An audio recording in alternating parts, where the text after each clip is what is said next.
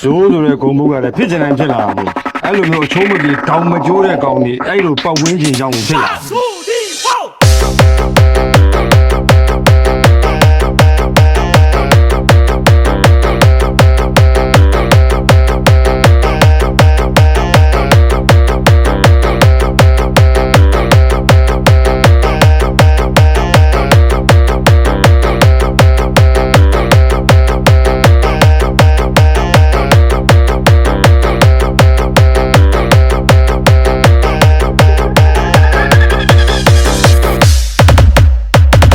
တဲ့ဂုံဘုတ်ကလည်းဖြစ်ချင်တိုင်းဖြစ်လာတာပေါ့အဲ့လိုမျိုးအချိုးမပြေတောင်မကျိုးတဲ့ကောင်တွေအဲ့လိုပတ်ဝန်းကျင်ကြောင့်ဖြစ်လာ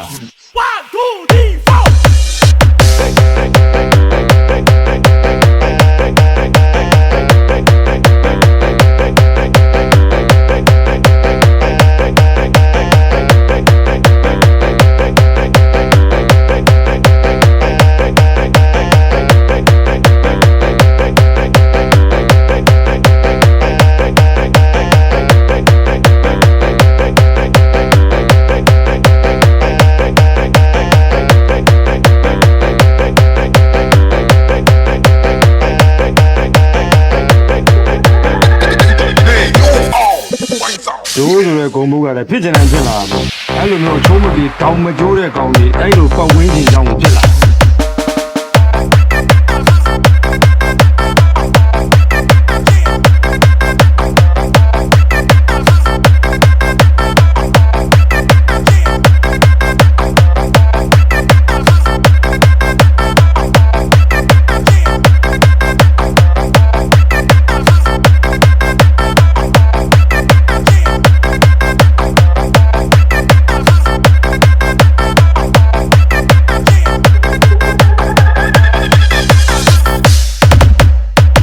ဆိုတဲ့ဂုံဘုတ်ကလည်းဖြစ်ချင်တိုင်းဖြစ်လာတာပေါ့အဲ့လိုမျိုးအချိုးမပြေတောင်မကျိုးတဲ့ကောင်တွေအဲ့လိုပတ်ဝန်းကျင်ကြောင့်ဖြစ်လာ